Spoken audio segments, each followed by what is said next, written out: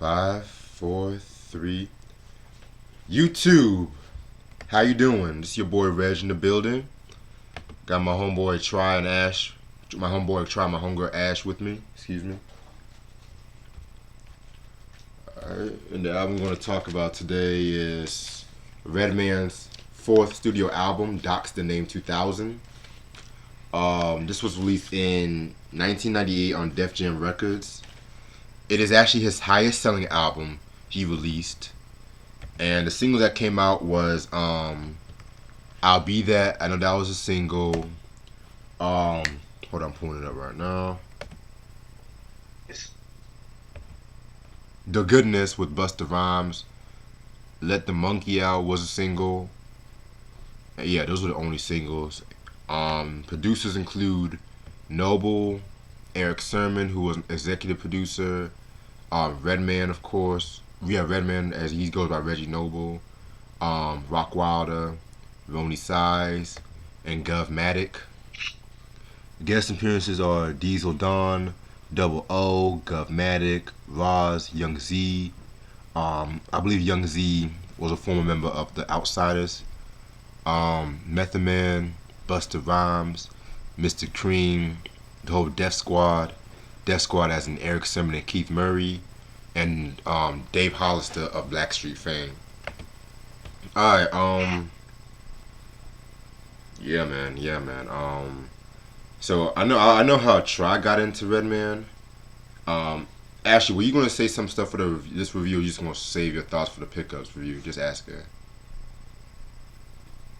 I'll just save my thoughts for the pickups. Okay, cool. Alright, well you can tell how you got into Redman though, since you're already here.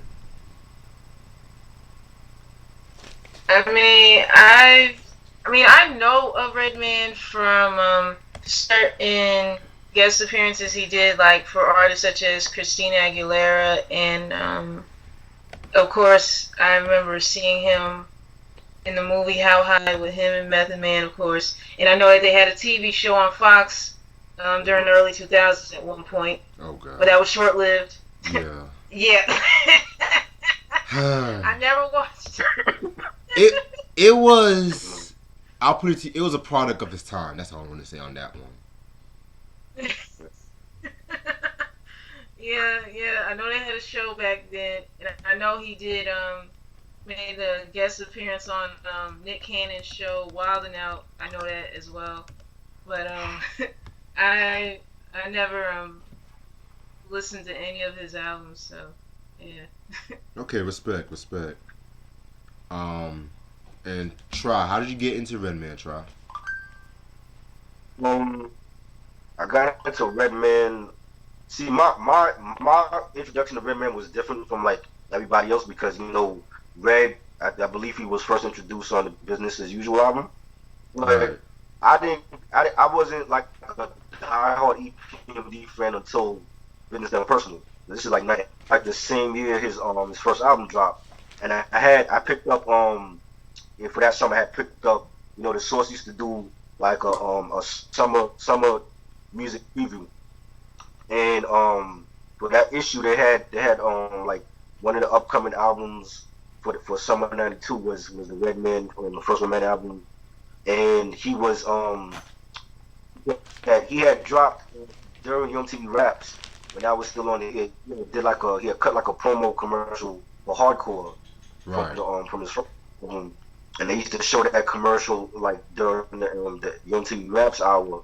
And then when he came out with Blow Your Mind, Whew. I instantly became a fan.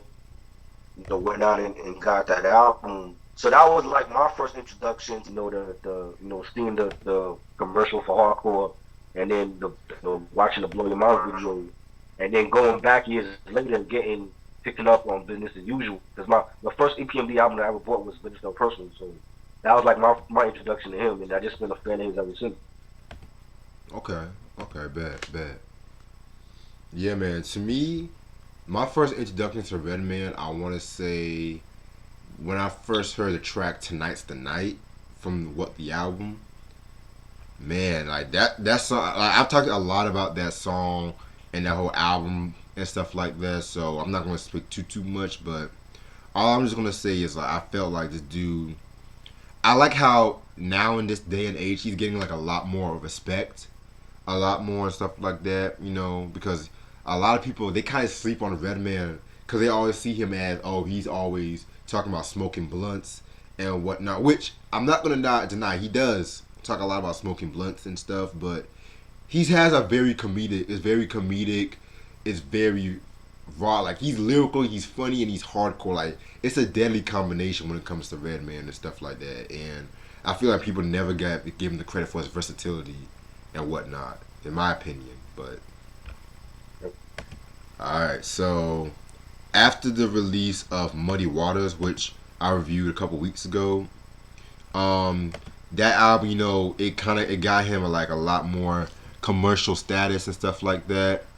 Around that time too, you know, he collaborated with Tupac, and you know he was on that song "Got My Mind Made Up" off Me, which that was a very, very, very dope track right there from that album.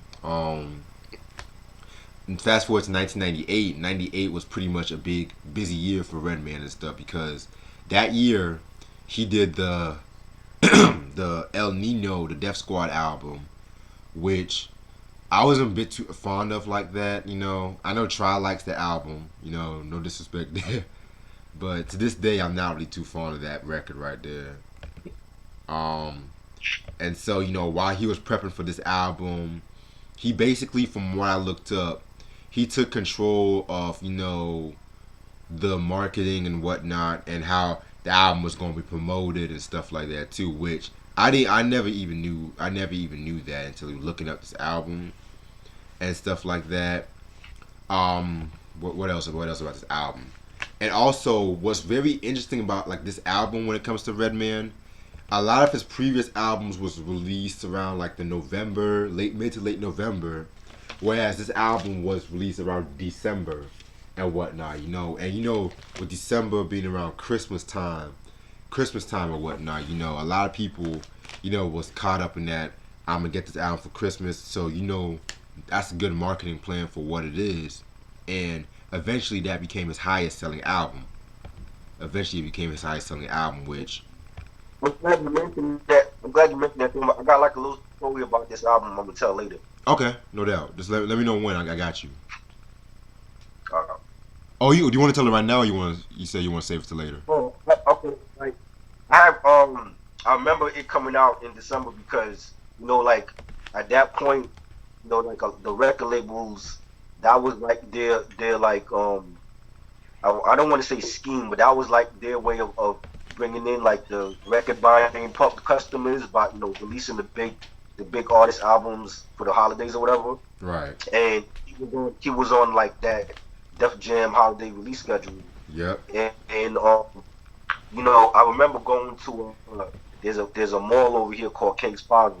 You know people in Brooklyn and New York know it. So I remember going to that mall and doing some Christmas shopping with some cousins, and I had went to say, and I had went in there officially. I went in there for the RZA. I think the RZA album, the Bobby Digital album, had dropped that same year.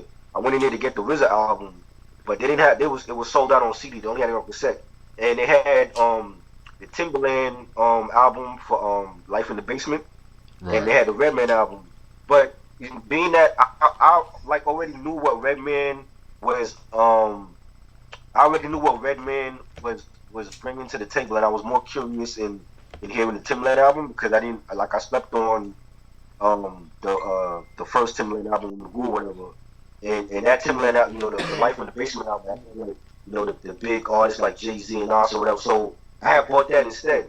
But what happened was for that Christmas, I'm glad I didn't buy it because that Christmas my aunt had she like one of the presents that she had gave me for that year was the Redman album. My aunt had died from cancer in 2005.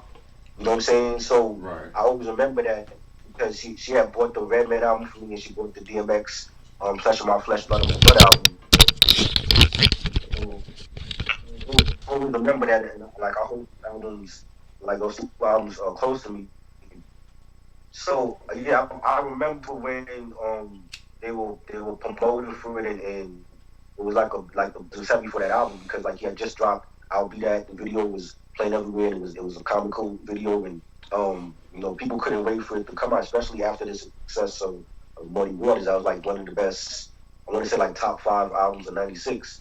So it was huge, and I was happy to get that for Christmas '98, and that's why it's also one of my favorite albums from Redman. You know what I'm saying? But that was like my little story you wanted to tell about the album.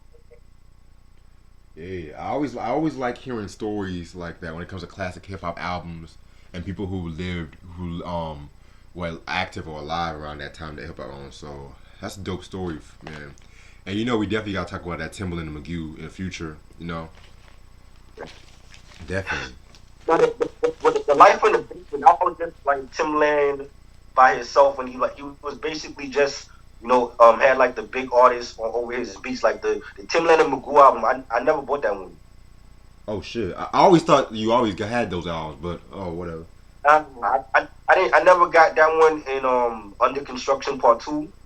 And then none of the Timbaland and Magoo albums I have. I only bought the Life in the Basement joint. Like I didn't buy Shock Value 102. And, you know what I'm saying? I just bought the Life in the Basement because it was like when that was coming out, it was like that was like real big, and they have like Jay-Z. Jay-Z was just starting to blow up, and he had mad skills on there and Nas or whatever. Right. So that's why I was more curious in buying in listening to that album. I'm like, yo, I just read, man, he's gonna drop a solid album. So I wasn't too worried about. Cause I was planning on getting that album anyway, but I just the way everything played out, I ended up getting it for Christmas. So shoot, definitely feel you on that. You know what I'm saying? And it's kind of crazy too because when it comes to this album, I always find it strange how this is like his best selling album, but everyone wants to focus on the first three, which I'm gonna save most of that discussion till after the review. But like you mentioned before, how they loves There's a Dark Side a lot more than when it was released and stuff. So yeah, it's it's it's a, it's a different album. You know what I'm saying? Like it is his darkest album. I think I don't know. For me, I just feel like some of the tracks that could have been trimmed off of the bottom half of it, but I think it is a dope album. It's just not my favorite Redman album. I feel You know what I'm saying? But I definitely feel like it's definitely a different. It's a dope concept album for Red. You know what I'm saying? Like I don't think I've heard I like at least mainstream wise. I don't think I've heard an album as dark as that. True. Yeah, man. Other than that, the album cover, man. That fucking album cover. Love this album cover so much. It has that late '90s video game vibe. Like whenever I see shit like this, it reminds me of them computer games that it was popular back in those times and stuff like that. Like those old Nintendo 64, PlayStation 1 games and stuff. Like I always fuck with this album cover. Redman is always ahead of his time when it comes to stuff like that. I'm just gonna show the album cover. Yeah, just y'all see it. Alright. So my shit don't even come with the booklet, so it just had like the vinyl in Don't it. come in with the You said what? the booklet is dope. It has like the different animation and shit.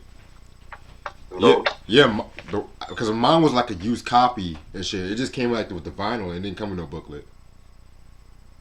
Yeah. And all that. But other than that, also a little disclaimer: the album is the Spotify version is missing a lot of tracks. I peeped that. Right. I don't like when Spotify either have the whole album or not. Exactly. Yeah. It's officially like 24 songs. 24 songs. Yep. Right. Like I know, like on YouTube, they have like I seen track listings where it had like 17, only 18 tracks or whatever. Yeah, because I think the clean version has a few tracks. If I'm not mistaken, I think the clean version they took some tracks out. If I'm not mistaken, or some versions they put the skits with the songs. I kind of peeped that, but I'd rather you get the OG. But it is what it is. Right. I didn't even know that. Oh yes, some albums they be doing that. They release the album, they'll put the skit and the song together. Like with Doggy Style is a perfect example because if I'm not mistaken, the OG copy, I think the track before Doggy Dog World, they had like a chronic break. That part where Snoop was like, "You without me is like Hell Melvin without the blue notes."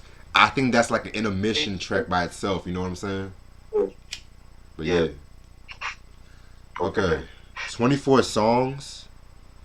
And pretty much a lot of these songs is just lyricism. It's the general Redman stuff. You know, smoking weed, having fun with his friends, all that shit. So a lot of these songs, I'm gonna have like a few things to say about them. So we're gonna get to Yeah. track number one. Welcome to the Bricks.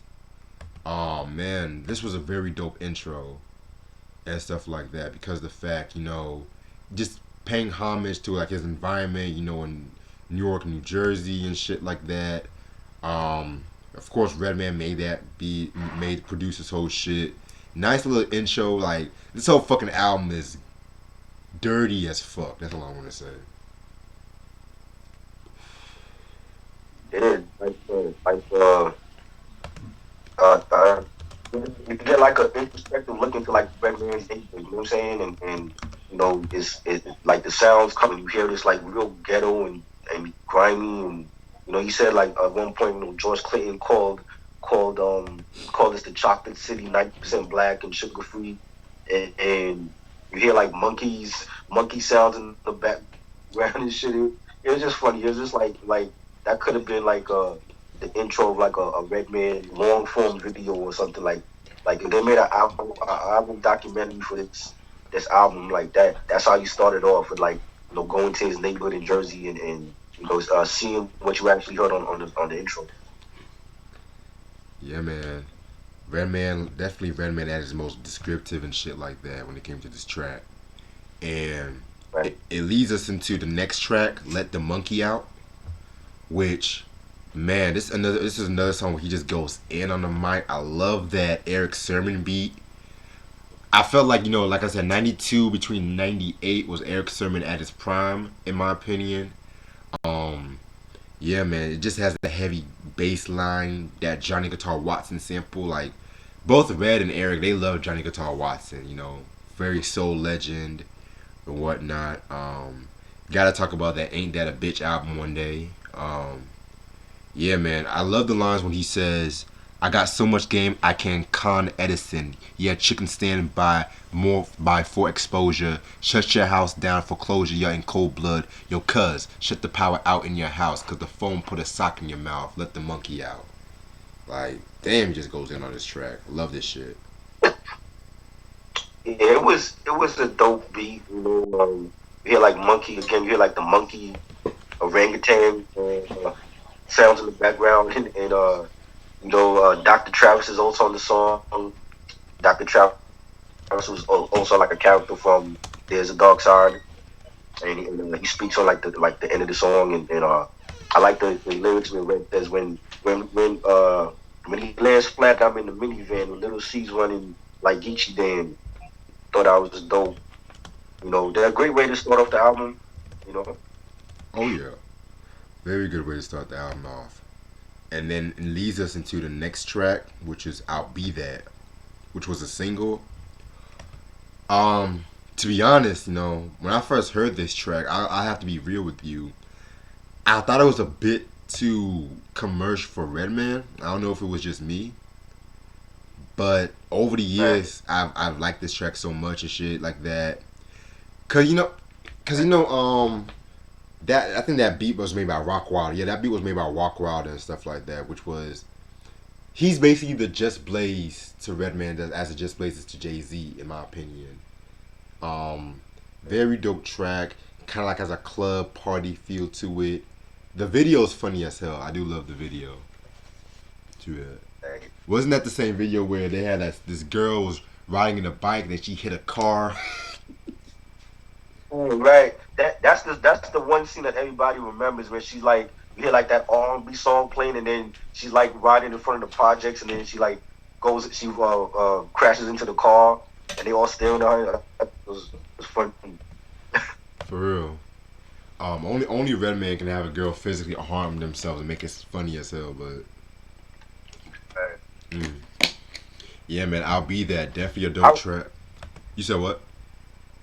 But I was gonna say I've always wondered when that part in the video where the girl crashes. I always wondered like what song that like what R&B song is that, because it wasn't on his album and I never heard that song before. Like I never knew what artist sang that song or whatever, and yeah, the video's hilarious. It definitely goes with the song. Like Redman was just, I think that's when Hollywood caught on. Like when they seen him do like videos like that, and then he end up like later on going into like I think he was in was it Bride of Chucky? He was in one of those Chucky films, Yeah. and started doing more TV and movie stuff. And I love the chorus. My middle name should be "fuck you" because love that shit. He didn't give a fuck. Like Redman, his attitude was like, I don't give a fuck. I'm gonna do me. Either y'all gonna like me, y'all gonna hate me. And I think that's why he's been so successful and just stayed in his own lane for all these years, because he just does him and he's authentic with it. He never tried to sound like anybody else or tried to do what anybody else was doing. And I think that's why people love him so much. Yeah, we met the man as well. And I like the lines where he says, "My slang be high range, brick city. Watch how you sniff, son. I'm highly octane." Just the dope lines, dope melodic beat.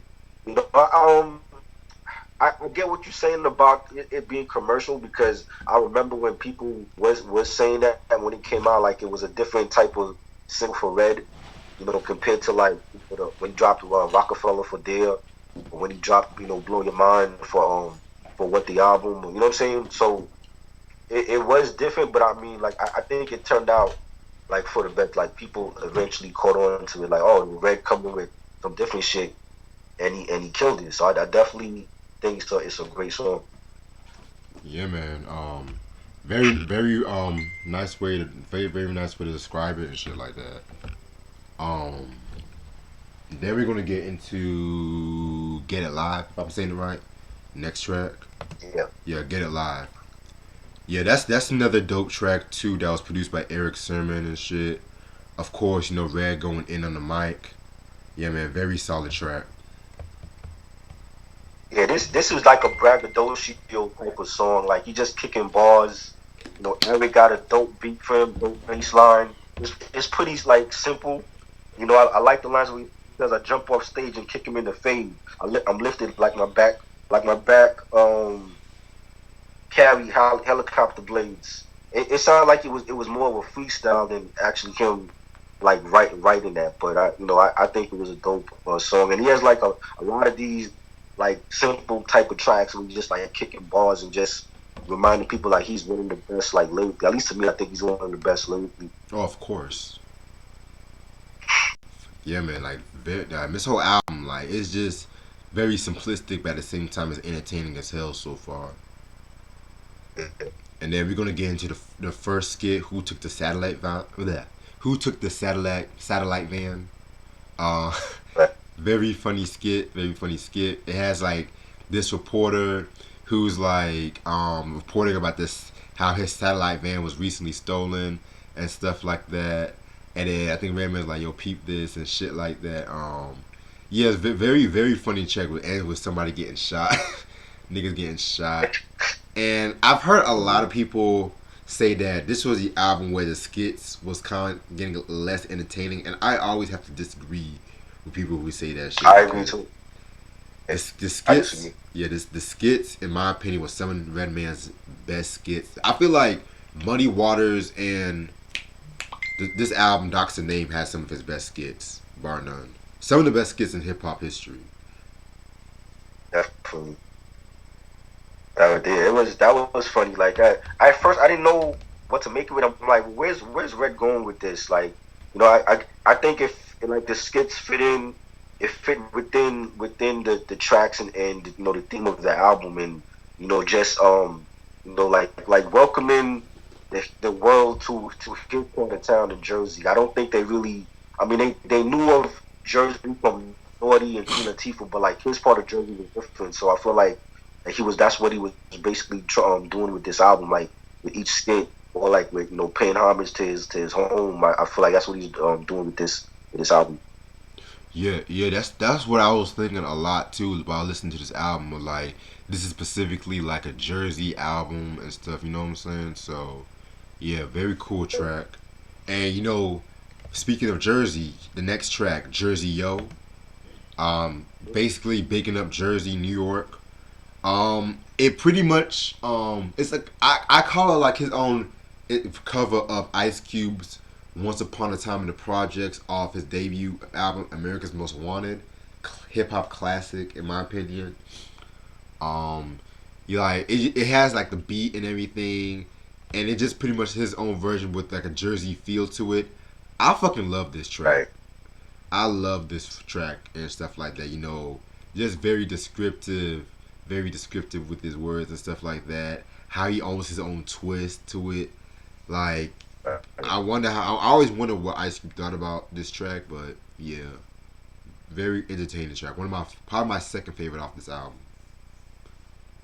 Oh yeah, and I love the beat, the bass and the guitar sample, and the way Red's flow was just like you just like flowing with the beat. He was killing it. He says, "I smoke your Buddha till the last drop, like I was Maxwell. If blunts came in degrees, call me a black belt." There's a fire joint. One of my favorites on the album, and you hear like dogs barking on the song, Right. and chickens on the song and shit. And the chorus, once upon a time in Jersey, yo, I damn near had to crack a hole. Love that shit. Yeah, definitely one of my favorite songs on the album, for sure. Mm. I definitely have to agree with you on that, man.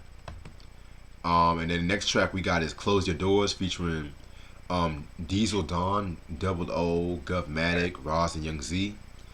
This was a nice little posse cut, Jersey on the map with this one. I'm not. I don't mean to be biased, but I always felt like Red had definitely had like killed it, stole the show with this one and stuff like that, as he should. Wait, hold up. Actually, no, not Red, not Red. I'm bullshit. I meant Young Z. Excuse me. Young Z definitely stole the show on this one.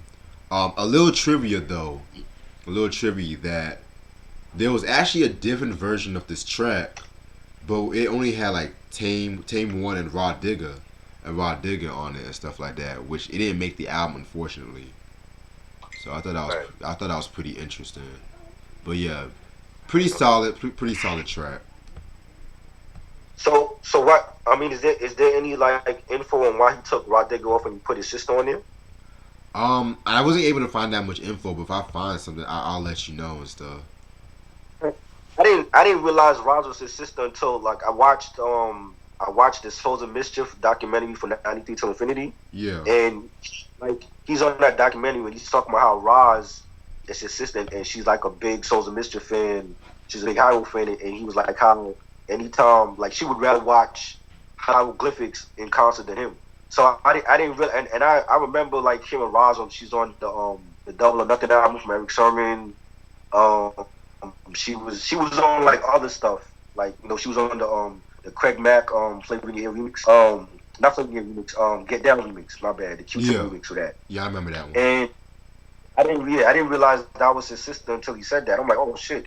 All these years I heard Roz here and there on different people's songs, and I didn't know that was his sister. But I think Rod Digger would have killed it too, because she was part of the Outsiders with Pace One and Young Z, some Baby Daddy, and I definitely think she would have killed. I think Young Z killed it when he said your star get ate like Italian steak, and then I get ready to sell you weight, give you a pound of shake.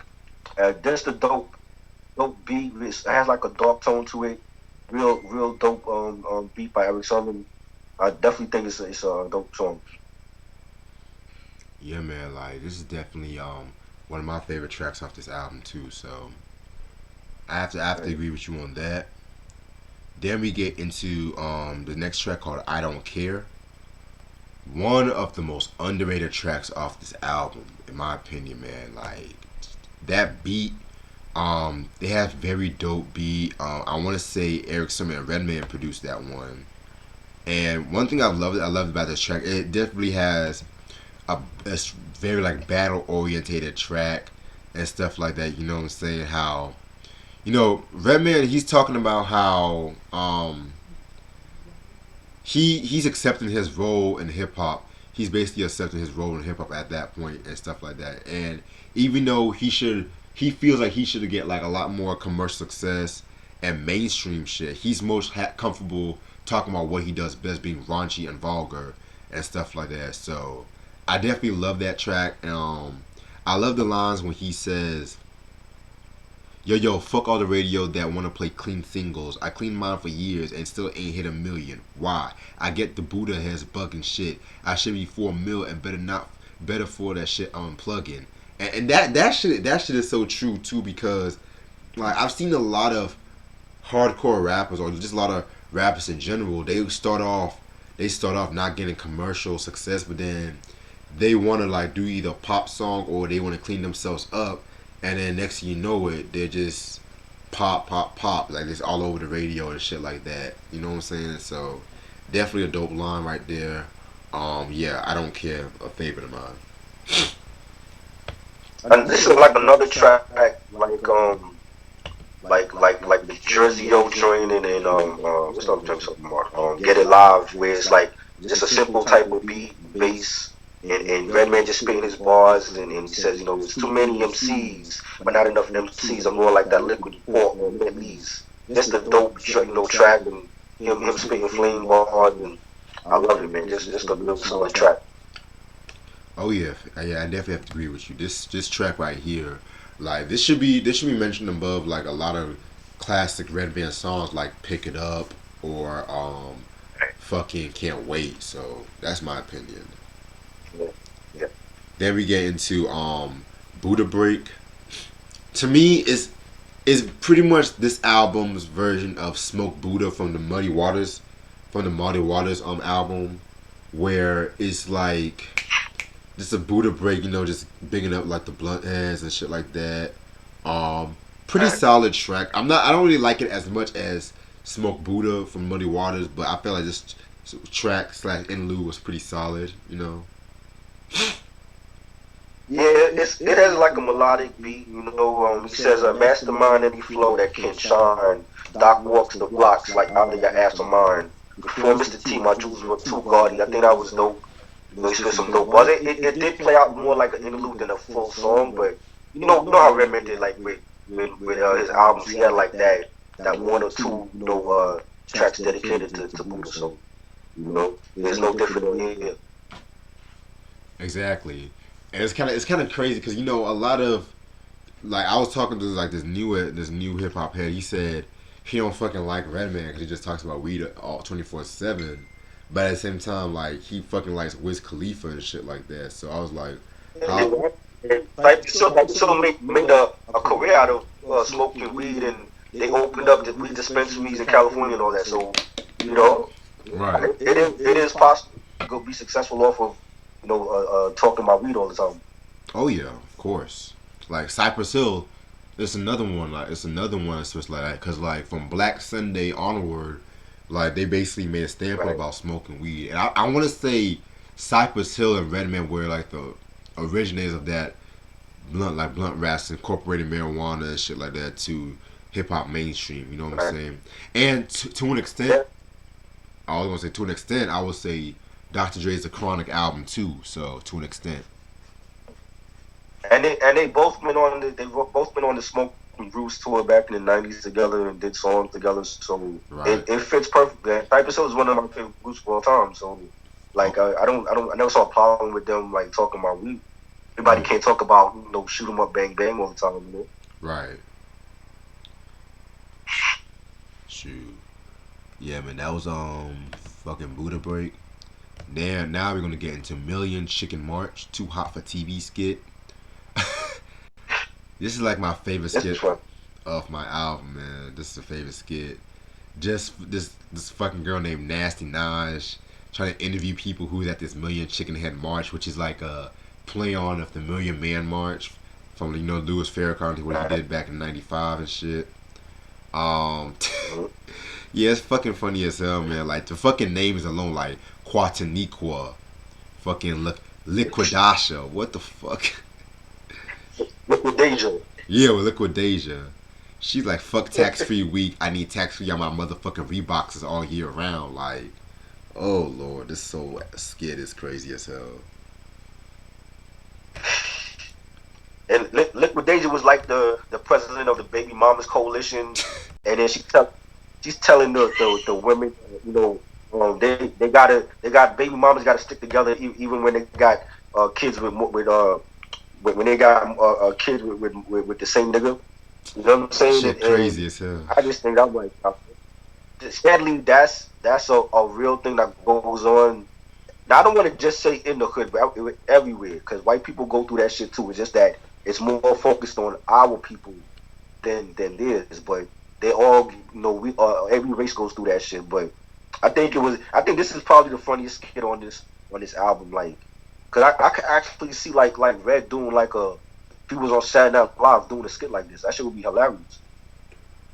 Or even Chappelle's show, like Right, on the pressure, right. shit. You know, And then it leads into Keep On 99, another favorite song of mine and shit like that. Very dope usage of that Ray J sample. That's all I'm gonna say. Very dope usage of that Ray J sample. And yeah, and you never thought you'd hear me say those words on this review and shit. But even if Eric Sermon can yeah. make a Ray J song dope, then so be it. Let's put some respect on Ray J. The man can actually sing. It's just that he will always be known for making Kim Kardashian famous and doing those love hip hop reality shows and shit. Right. Shit. Yeah. I like that's all I want to say. Very dope track. I mostly like the song for the beats, pretty much. So What song what song from Ray J did Eric Sermon sample? it was Can't Run, Can't Hide. Oh, okay. Yeah. That part where he says keep running. I'm like, I knew that was Ray J's voice. I never like I've only heard one Ray J album ever. That was the album he came out with Wait a Minute. That was like 02, 03. So I never heard no other album from Ray J. And I thought he could sing. I always thought he could sing. Just that his personal life always got in the way of his profession, and I think that's what people like got turned off from him by that or whatever. But I love the way Eric Sermon hooked up that Ray J sample with the track, and it's a real melodic track. The bass line and the beat is dope. Definitely one of my favorites, like top three favorite tracks on here. Um, I like the lines where Red says smoking quarter sacks, hut one, hut two. My cerebral will keep the white boy sniffing glue. Hotter than champagne, one shaker part two. D Doc like the mad rapper, but who the fuck are you? And then Eric Clement chimes in with like a couple, with some lines of his own. But I definitely think that this was a dope song. Definitely one of my favorites on here. Oh yeah, man. Keep on 99, man. That's a banging track right there. Um, Yeah. Track number 12, Well Alright Yeah, featuring Method Man.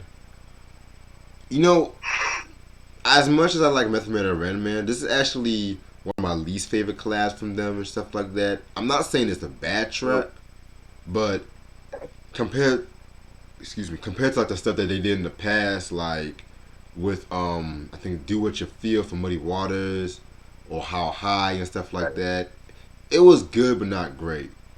That's all I'm gonna say. But Right. their chemistry makes up for it. Oh yeah, and this was also I think this was a bonus track on Blackout on the first Blackout, Right. and I thought it was dope. I think it was like the beat was hard from Eric, and the chemistry with Method Man is like it's unexplainable. They definitely work well together. I like Meth lines when he says, "Iron lung, I be the street soldier, and he pulling panties up, parties over in the cut, slapping grudges off a nigga's shoulder, bringing luck like the Wildcats with fire." Method Man has always been one of my favorite lyricists. Definitely one of my favorite lyricists from Wu-Tang. I think his flow is like timeless. So like any track he gets on, like whether it's like a track from the '90s or a track from now, he still sounds fresh.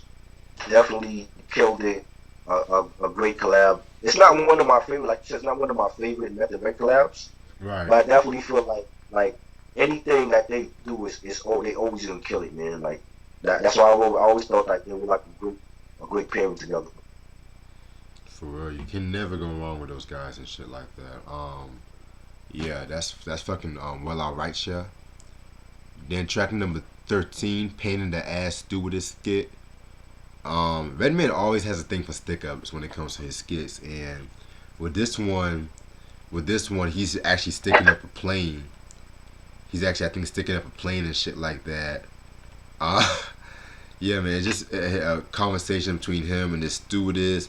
The stewardess was like fucking trying to tell him to turn off that Walkman and stuff like that because you know you can't really use certain electronic items on a plane and stuff like that. And you know, Redman's just like, nah, I ain't trying to hear all that. I ain't trying to hear all that. And then once you trying to go to call the captain, that's when he starts pulling out his gun and be like fucking robbing her and stuff like that. So yeah, very very funny skit. Very funny skit and shit like that. Nothing bad to say about this one. I thought it was like it played out like a movie.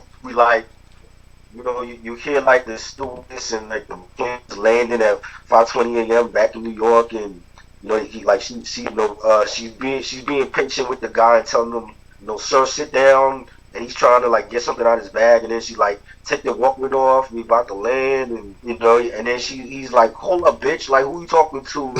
And it was just funny. And it's like you hear like Red is like he pulls out the gun and like take me to the to the captain, and then like he goes to like the cockpit, and I just thought it was funny. It reminded me of like you remember that movie Passenger 57 with Wesley Snipes. It reminded me of like that like those classic airplane movies. Like the Yeah, drama happens on the plane, right. and I just thought it was like something that played out like a movie. This was another good skit. I said the baby mama coalition skit was the best, but I think this was just as great too. And I like that's what I mean. Like Red was so charismatic in his personality, and it was like he just he made you become an instant fan of his. And he made you laugh, and I think that's why people liked him because he was a real ass nigga. You could relate to him, and then it was like he like that real ass nigga that made you laugh. And I think like like he showed his charisma through his music that ended up eventually him getting on the big screen and on TV and stuff. And I think that was dope for him to do. For real, man. Definitely a very, very, very dope track. I mean, dope skit and stuff like that. Which leads me into my favorite song off this album, The Goodness, featuring Busta Rhymes. Oh, fuck. Yeah, this is a very dope track. Like I said, my favorite track off this album. It's like a once in a lifetime opportunity you have, like Redman and Busta, like doing a song together and shit like that. And both of them just killing the mic and whatnot. Yeah, I felt like what's his name? Felt like Busta definitely came in strong and shit like that. Especially with lines like the Don Corleone, she wild and all inside of my zone. Come on, bitch, let me creep you out, peeping you out, sneaking you out over to my creep, freaking you out. Every ready now, turn off the telly, turn off the celly. The way I be hitting it got you sweating, make you smelly. Like, ugh, that's that Mm. classic Busta right there, man. Oh, yeah, So yeah, man. definitely that's ELE when disaster strikes Buster. Like he was in the zone when he did those albums, Joe. Like I don't think nobody could fuck with him at that time. Oh yeah, man. ELE, that's like my favorite Busta album. Favorite Busta album, bar none, man. Whew. Oh yeah. Everybody Rise. I was just listening to that album like this weekend too. Oh oh yeah. That it was a great collab. I still don't understand why Buster wasn't in the video though. I'm like, where's Buster? You gotta Right, have Buster in the video because we never seen Buster and Redman in the video together. I'm like, you gotta put Buster in the video with him. right.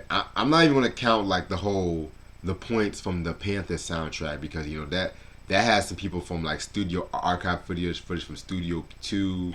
So I'm not even gonna count that. So, but And he had they did a Flip Mode meets Def Squad, but I didn't like Redman's verse on that joint though.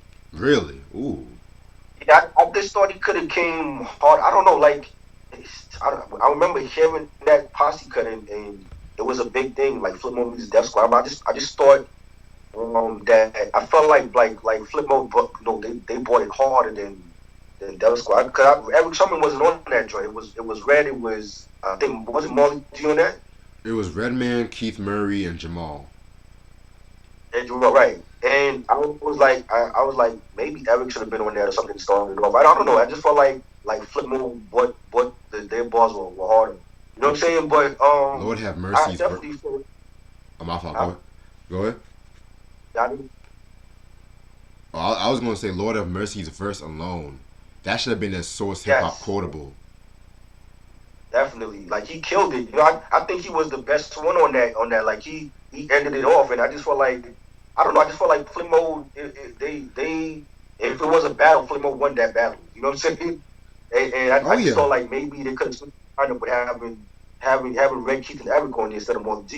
You know what I'm saying? But I wish we could have gotten more Buster and Red. You know what I'm saying? I don't know why they never really worked more together, but that this is definitely a classic collab.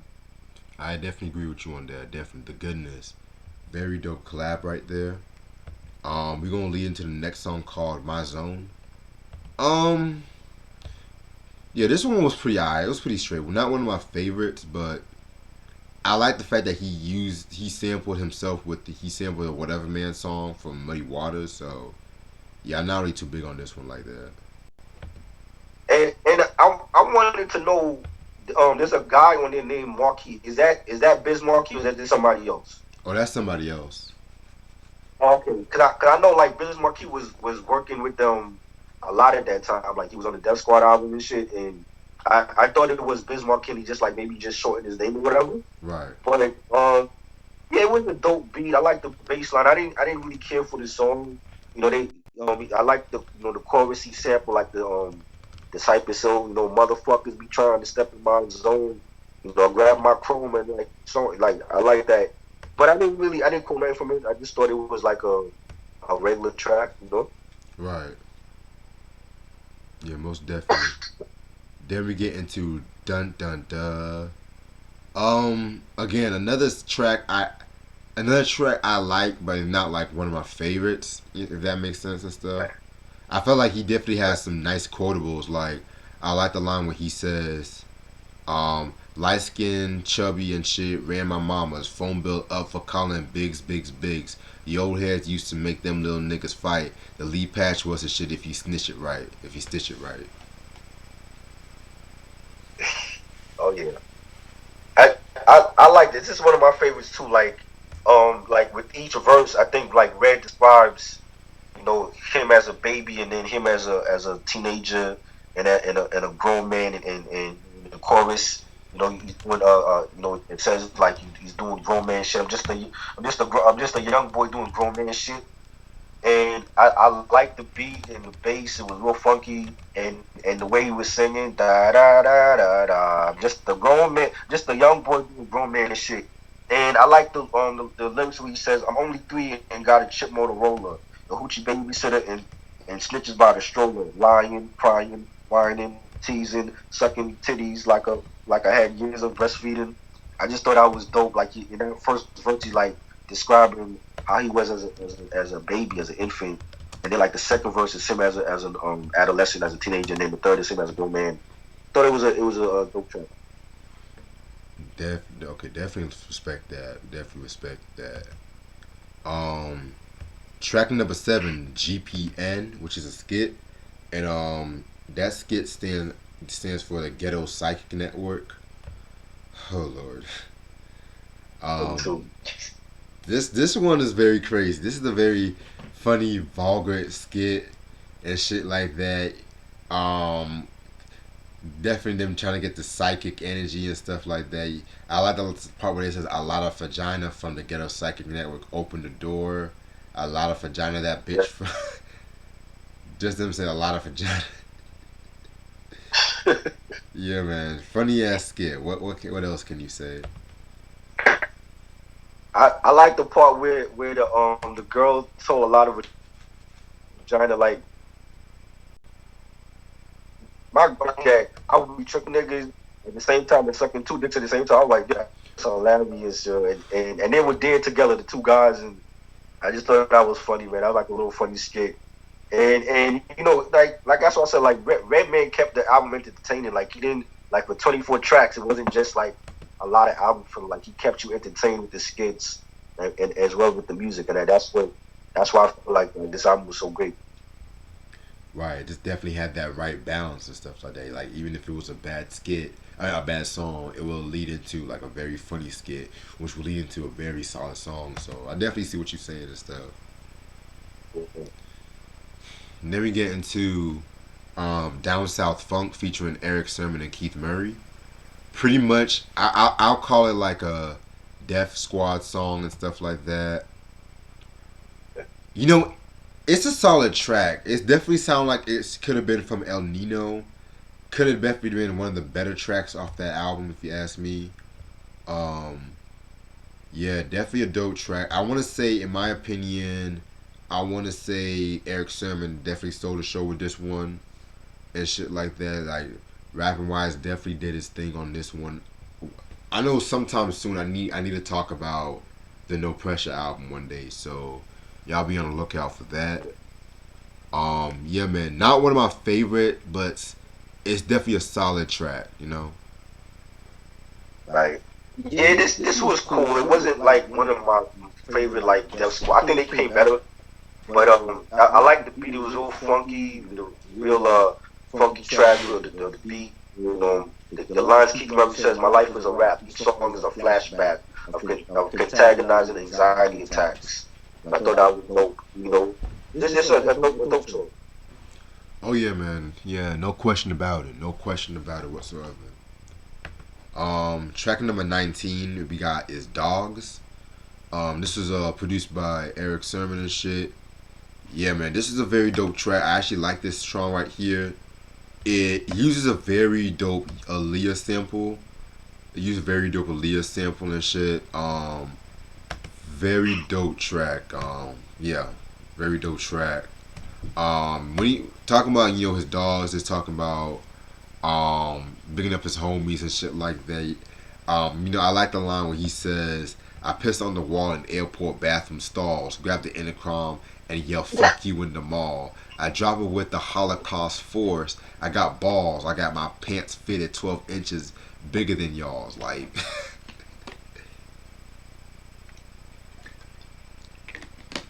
yeah, I like. I didn't like.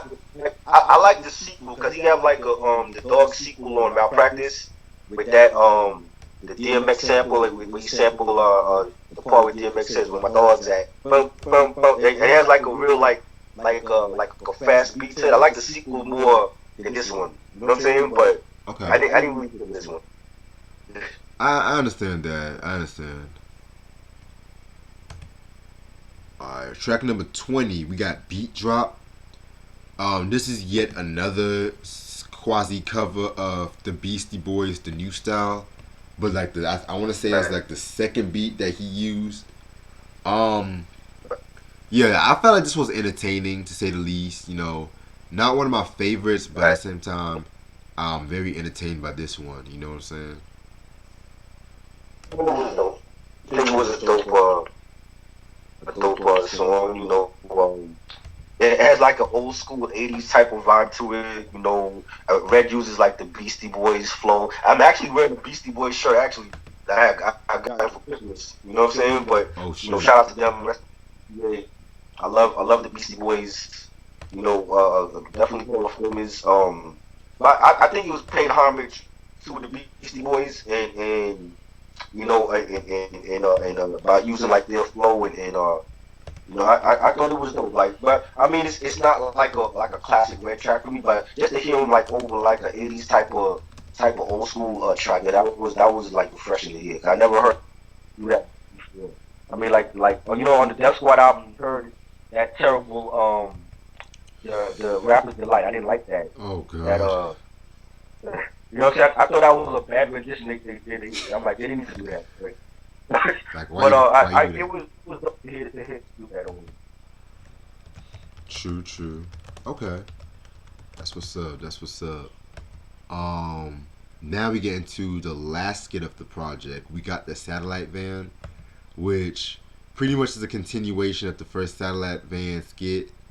and yeah, man, Nasty Naj is back, from Fuck Y'all. She's actually on like a helicam and stuff like that, and they found the cats that stole the satellite van, and Govmatic is just broadcasting it live from New York and shit like that.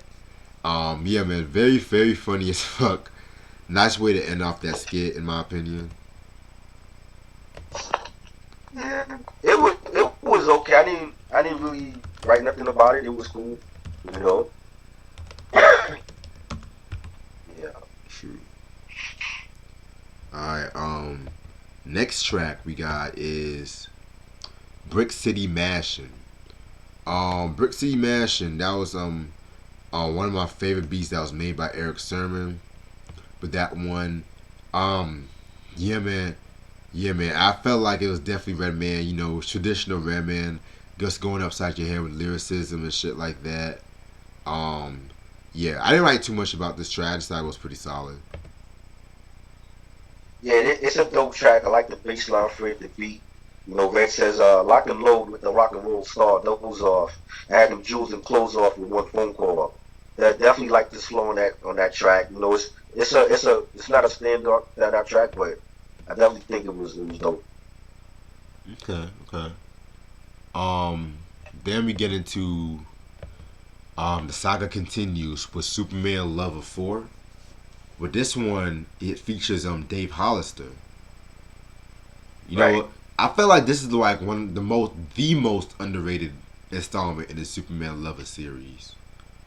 Like, I Right. like the fact that it had Dave Hollister adding on to like that funk vibe and stuff like that, and it kind of Mhm. returns into using the it returns into using the Johnny Guitar Watson classic Superman Lover sample, because if you guys heard Muddy Waters, it uses the same sample as Nas's One Love. I'm not gonna say what the sample is though, but and basically, Right. one thing about this whole installment with Superman Lover was, Redman, he actually provided some information about this, like, cause Kevin Lyles and Leo Cohen, they were basically rushing him to do this project too, and so he basically put this Superman Lover song together and stuff like that, and he felt like that he didn't really he basically rushed through this whole story when it came to this installment of Superman Lover, because they were rushing, they was dropping an album, which even if it's rushed now, I felt like it was pretty solid.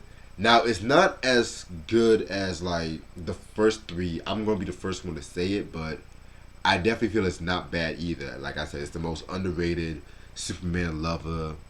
I love lines like when he says, I'm critically acclaimed, but the press fucked my name up. Police looking for me, call the mayor, he's a hang up. Nowhere to run to, and Browns don't even know it. So I packed the 4/5 and the ice on your wrist for a fit. Like, definitely a dope one right here. Superman Lover 4. And he rapped about like paying child support to his baby mama, and it sounded like he was done being a hero and he was more of an anti-hero and more of a villain and doing like heists or whatever for Yep, money. yep. And it said they want to fuck with certified private eye. Every week check stubs to show a judge I got a job, to show the judge I got a job. And I'm like, well, it sounded like he took like a return and started doing like bad things and became like the villain.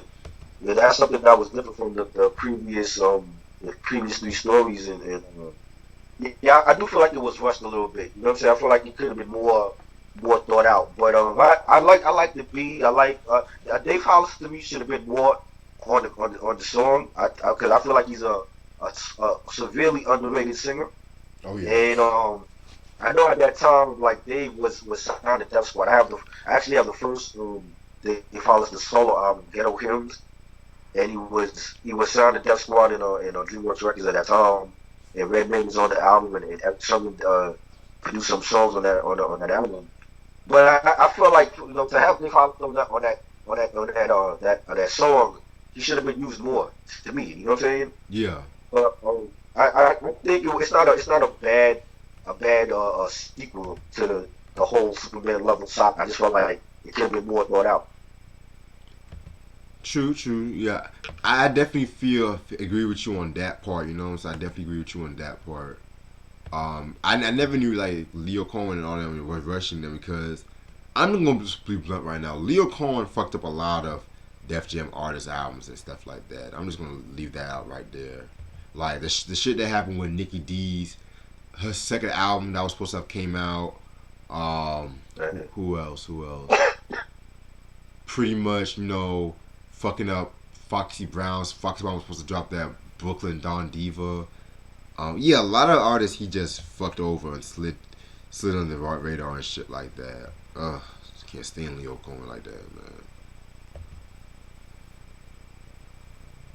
But the last song off this album, I Got a Secret, very dope track. Um, this was a very interesting track because it was actually produced by Ronnie Size, and Ronnie Size is pretty much like a British record producer and DJ, and that's one thing about this beat was very distinctive. Like it had like a more of like a funk house kind of vibe with it, and I love the way Redman was flowing on this track. Something you've never really heard like from Redman before, like production wise and stuff like that. And I felt like it complimented him a lot more. So yeah, very dope track. I Got a Secret. Yeah, it has like a jazzy drum and bass vibe to it, Right. and like his flow was like it was like kind of like fast on the track, and he says, I'm stoned to the bone, flip poems I wrote further. I seldom murdered their beat at the hamburger. I thought that was dope with a different, another way, like another like different track he closed out. Now, we actually closed out. I remember he closed out my practice like that. We did Smash Something, and he worked with Adam F. did that track, and that was a different type of track as well for him. I think maybe at that time he was experimenting with other sounds, other than Rock Wild and Eric Summer. But I think it was a dope track. Yeah, man. I definitely have to agree with you on that. Definitely. Okay. Whew. Man, we spent like an hour on this fucking album, man. Shit. Alright. Doc's a Name. Very dope album, in my opinion. I want to say this is probably like a cult classic to like a lot of people because of the fact that a lot of people was kind of like over the years they said how the beats were not the usual raw gutter Redman, the usual raw gutter Redman feel to it. As I feel like he had like a lot more creative control with this one when it came to promotion and whatnot. He wanted to do a lot more different things, which is quite evident, especially on tracks like I Got a Secret and what's that one track? I Don't Care. Also, I feel like lyricism wise, this is probably amongst his most lyrical albums, especially when it comes to like punchlines and whatnot. Like he was definitely at his zenith with this album when it came, in my opinion. Is it as good as Muddy Waters? Some instances it could be. Sometimes some songs like it can't be. I just feel like this is pretty much his most consistent and most balanced album, in my opinion. And this album is actually out of print, but it's not expensive. Wait, this album's out of print, right? I believe it's out of. Okay. I believe it is. Yeah. Yeah. So, Redman, this is Doc's Name 2000, 1998. I love it, man. I think I don't the commercial thing. It was like he tried it. I don't. I think he know it wasn't for him. You know what I'm saying? But he tried it. I'll be that. If people like it, they do. If they don't, I still think it was dope. A dope for a single. But I think the production, like Eric Summer was still in his prime at that time. Like the like Keep on 99 and Jersey Yo and the goodness. I think like Eric Summer, this is the album that people want to see from Red. We want to see this type of album where Eric Summer handles the bulk of the production, and maybe you bring in Rockwilder for like 2 or 3 songs, somebody else. But I definitely feel like this is I think it's an underrated album. You know what I'm saying? Like I love, like I said, I love Muddy Waters. There's a Dark Side I have bangers, but I love this album more than There's a Dark Side I always have. I don't see how people can say that there is. I mean, to me, like song for song, I think there's better songs on here than there. But that's just me. But you know what I'm saying? I don't know. Like I just feel like it's a slept on album, and maybe because he like people felt like he was going, commercial. Maybe that's why they just like look past this album or whatever.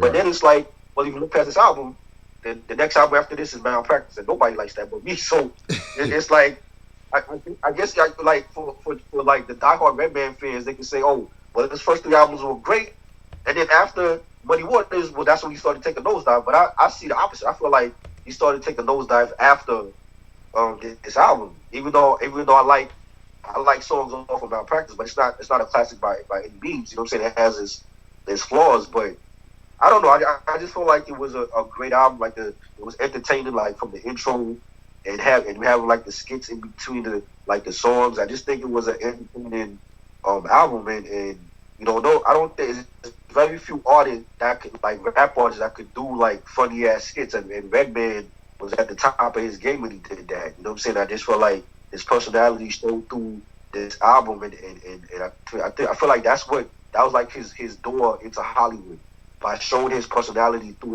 his music, and I think it was great. I love it. I want to say it's a near classic. I'm not going to say it's 5 mics. I want to give it like 4.5. Okay. But he always been lyrical. He showed his lyrical abilities on I Don't Care and close your doors and get it live. Loved it. And the production was great. I definitely think it's definitely one of my favorite Redman albums of all time. Yeah, man, very well said and stuff like that. And I definitely have to agree with you. I will say mostly after Blackout, because the Method Man Redman joint, because And, another thing, Redman, Redman is old school. Back in the 90s, we had a lot of albums that went into like the 20s, like 20, 21, 22 songs.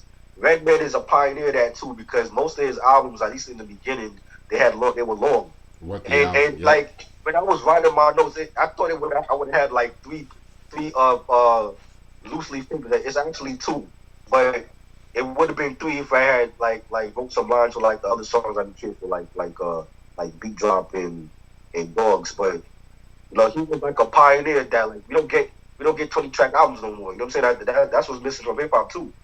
Right. I agree with you on You that. know? Alright. So now we better show the rest of our collections and stuff like that.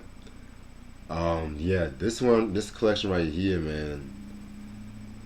It's not a lot of shock value, but it's a lot of albums that I'm just proud I got in my collection.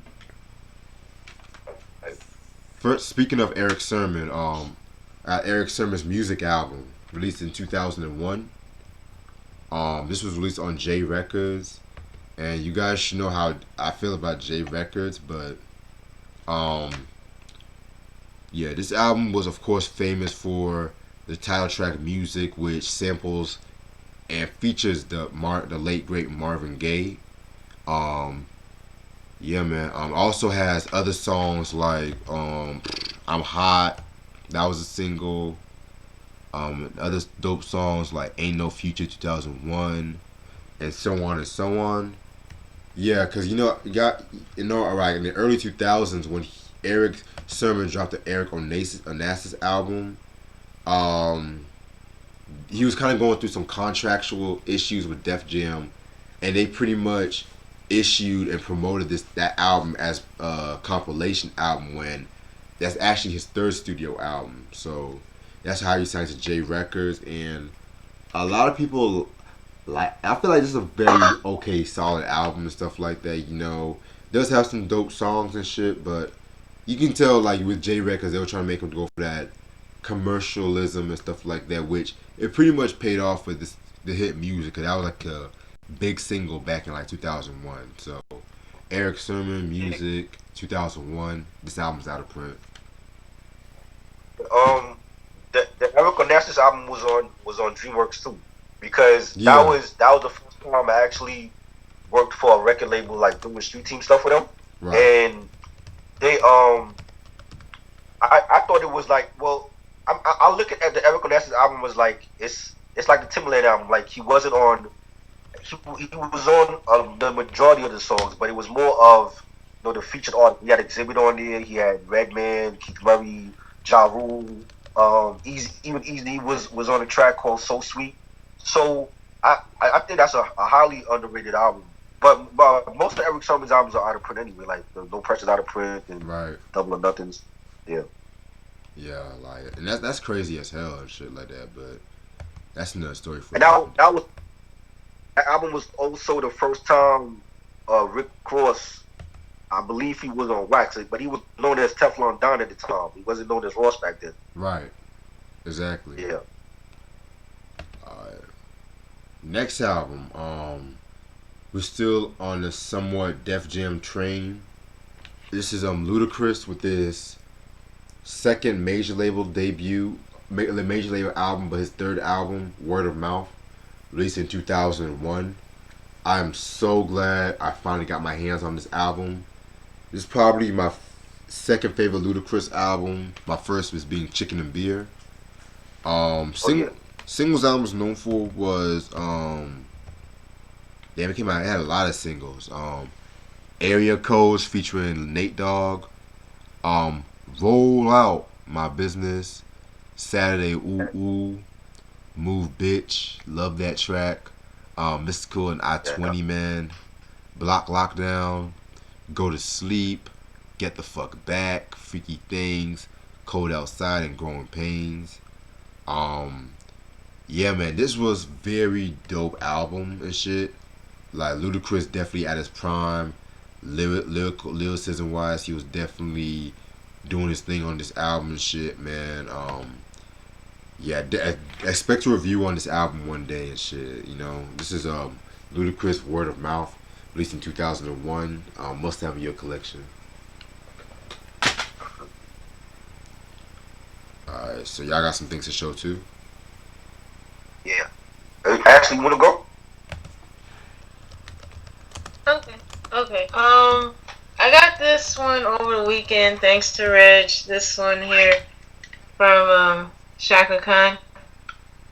Oof, Yeah. Nice. Thanks again. no problem. Hope you like the album. Yeah. I'm definitely gonna play this week. Yeah. I'm definitely gonna play this sometime this week. Definitely. Yeah. Also over the weekend I finally got my hands on Control by Yeah. Janet. Yes. Mhm. Yeah, finally got this one. Yeah. Cuz I was talking about all year, so yeah, I finally got it. And another one I got was it was an album we discussed during discography breakdown of New Edition, Bobby Brown's Bobby album. Classic. I'm that one. Yeah. Yeah, I still want to get my hands on Don't Be Cruel. Yeah, depending on like how my money looking and all that stuff, I'm definitely gonna get that one too. Right. Yeah, just stay away from Forever. Let's yeah. Oh, you already know I'm not gonna get my hands on that trash.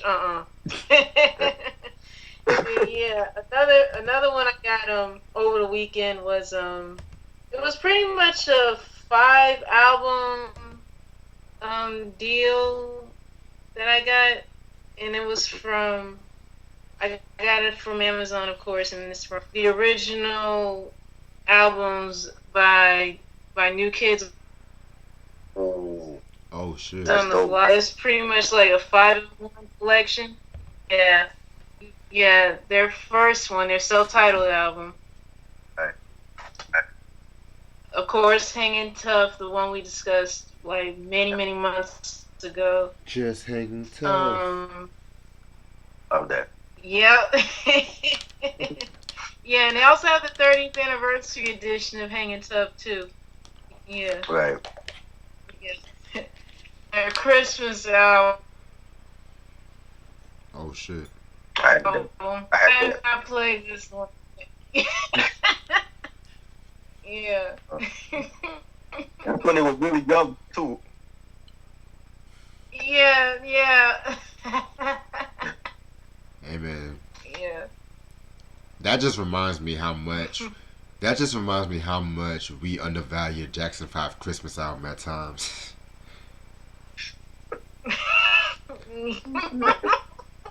I'm telling you that Christmas album was amazing. I don't care what no one says.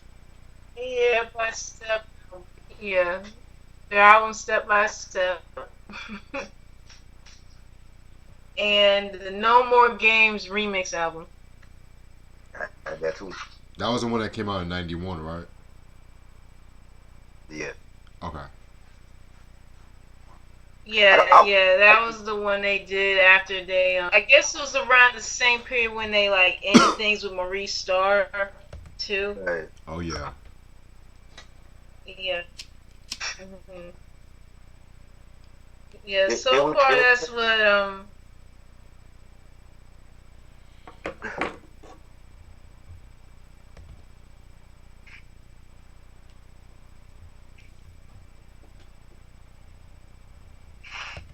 You got stuff to show too, try.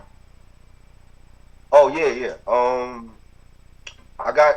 Well, I'm not gonna show everything. 'Cause I got like a whole bunch. So I'm gonna do like I said, I'm just gonna split up the videos. But I got 5 different ones this time. Starting with a female from Brooklyn. She's my favorite female rapper of all time. This came out in 1993 when you had like I call 93 like the hard rock year because it was like the year of the hard rock albums and rap. You had Onyx back the fuck up. You had the youngsters, the aftermath. You had LL Cool J with 14 Shots to the Dome. All of them I love, and I think this was like one of those albums that when you hear the album, it takes you back to '93. Talking about MC Light ain't no other. And Ooh, she had the classic song Roughneck, produced by Teddy Riley. I Go On, that was the second single. I love that You know, song. I go on. yeah, Steady Fucking I and love one, Roughneck. huh? I said I love the song Roughneck. I love it. Yeah, Oh that was yeah. yeah, that was a big hit. They played that on the radio and. And you. But huh? Oh, I was gonna say you mentioned steady fucking too, right? Yeah. Yeah, yes sir. That Roxanne Shante disc. Woo. Oh man. I don't think bitches want it with Light though. But Light still got bars. Right. All his music. You know what I'm saying? Like he had some features, TLC's on here. He got Miguel on the first single Power Trip, you know. But I feel like they don't like they just talk about Force Hills Drive, but they don't really put respect on Born Center. You know what I'm saying? I don't know. Like I don't think J. Cole is a one album wonder. I feel like he has a consistent discography in this decade alone. You know what I'm saying? Like with the likes of Kendrick and Action Bronson and Mac Miller and Redman Conway. I feel like niggas got to put more respect on Cole's discography and stop just saying like, oh well, Fossil's Drive is his masterpiece, but what about Born Center? But niggas ain't like KOD. You know. Right. But I definitely feel like this is a great album. Definitely solid album, and I think more people need to put more recognition on this album.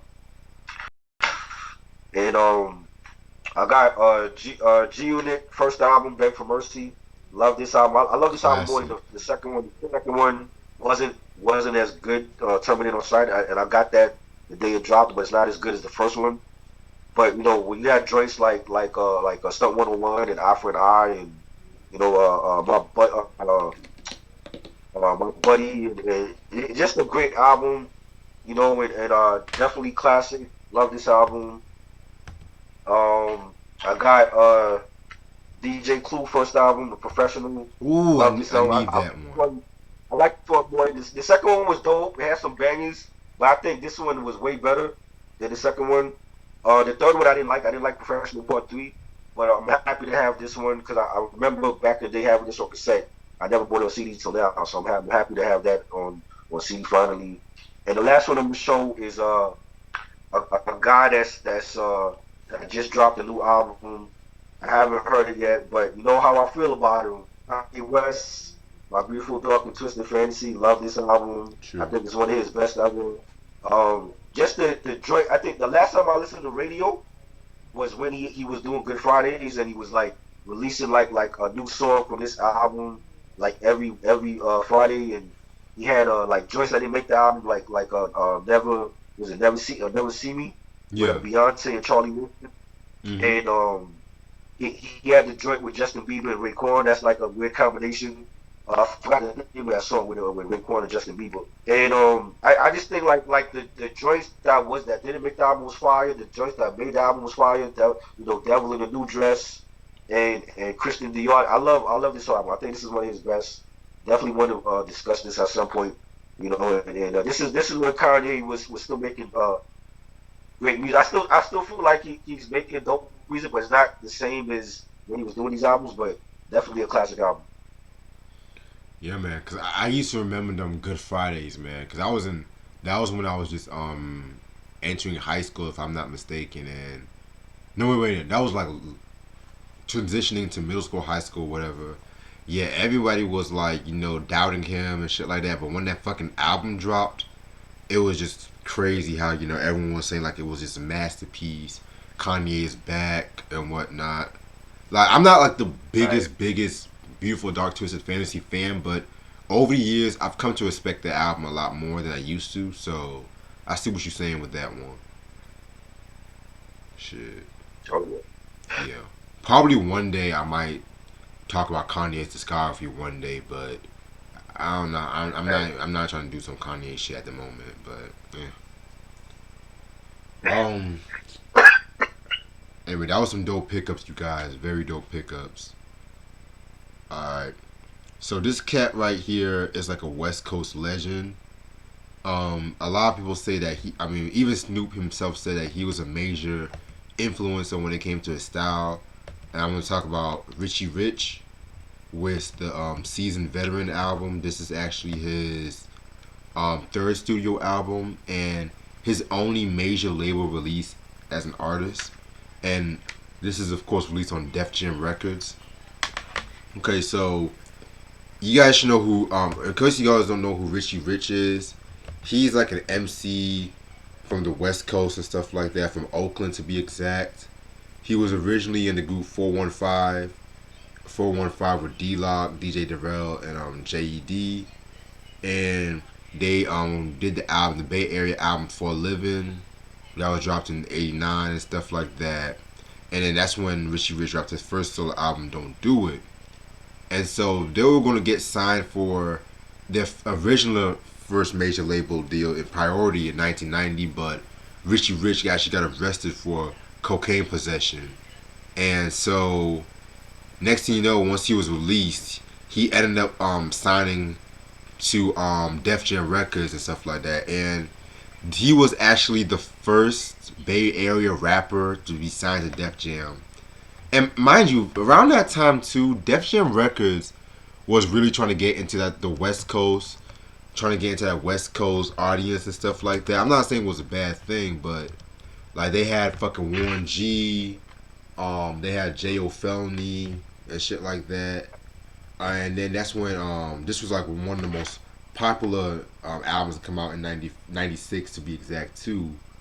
Um, Singles album was known for was Let's Ride, Funk, Do G's Get to Go to Heaven, Touch Myself, that in the remix, and Niggas Done Changed slash Real Pimp.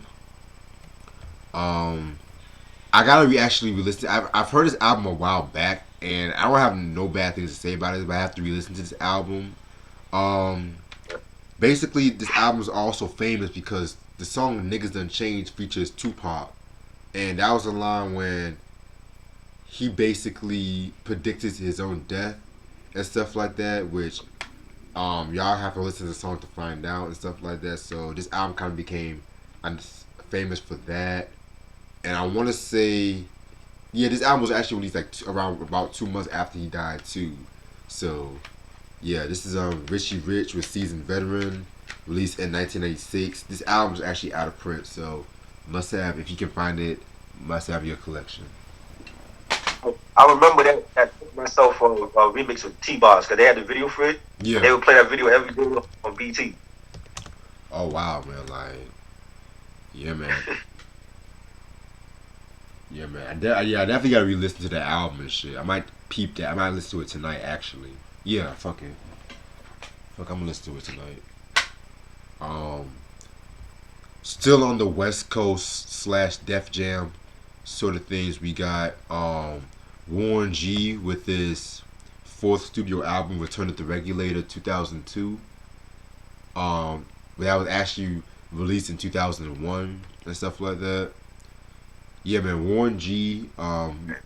Me and Ash, we reviewed the Take a Look Over Your Shoulder album, which is an album that somewhat grew on me, but I don't feel like it's as bad as people make it out to be. Um, then after that, he dropped the I Want It All album, which I fucking love that album. That album, whew, very dope joint right there. And then with this album right here, actually he dropped this album on Universal Records. Excuse me. This album is pretty much like a quote unquote return to like his roots of West Coast gangster music or West Coast gangster rap, whatever. I've heard this album a while back. I have to re-listen to this album too.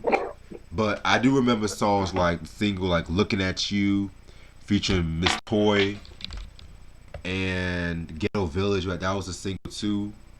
But yeah, man, very dope track. I do remember the "Here Comes Another Hit" with Nate Dogg and Mr. Grimm. Um, yeah, man, definitely got to re-listen to this album. This is "Return to the Regulator," Warren G. This album's out of print, so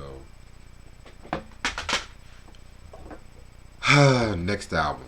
So this album was from one of the most celebrated R&B groups in history, but I'm always very critical when it comes to this group. And this is Boys to Men with Nathan, Michael, Sean, Wanye. I want to say this album was released in 2000 and 2000, yeah, on Universal Records. Yeah, you guys should know who Boys to Men are. Um, Very dope R&B group that they sometimes piss me off on occasion, sometimes, but that's another story for a different day. Um, yeah, this album was definitely the first album on Universal Records and stuff.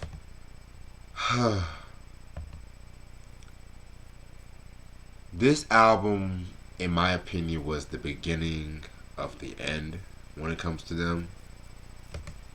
I know there's some fans that like this album. I know there's some fans that like this album and stuff, but around this time they were kind of going through some issues with Motown, like when it came to the Evolution era, because Motown they dropped the remix collection album, which was like remixes from Cooley High Harmony and the two album without their permission, and Motown hint hint has always been had a history of releasing albums without the artist's permission sometimes. Because you gotta realize that between two and Evolution, that was like a 3 year gap from them and stuff like that. And so they dropped Evolution, and also around that time too, they were kind of going through like some personal problems. Like Wanye had like a poly on his vocal cords, if I'm saying it right, and I want to say who was it? Who was it? Michael. He actually contracted scoliosis and stuff like that, and that kind of forced him not to like participate in the group when they were touring and stuff like that. And he eventually left the band. Like I think after this album and stuff too. So yeah, man. And so this album was released on Universal, and it was them trying to get creative control. Oh, I mean, I'm definitely gonna review this album one day. But yes, it was known for songs like "Pass You By" and "Thank You in Advance."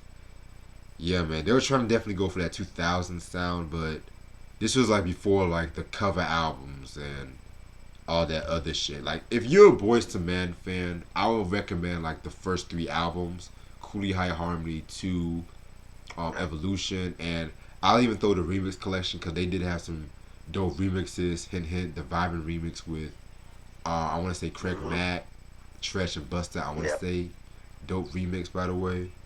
So The man was on there. who? Met the man. Oh, okay, Method Man. Okay, bet. Appreciate it.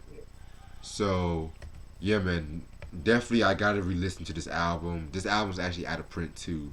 So, Nathan, Michael, Sean, Wanye, Boys to Men. Hey, I have that album. I heard it like one time. I don't remember no song off of it though. Shit. There's a rumor. I remember seeing. I want to say it was the Boys to Men documentary. I don't know if it was on some, but it was. It might have been VH1.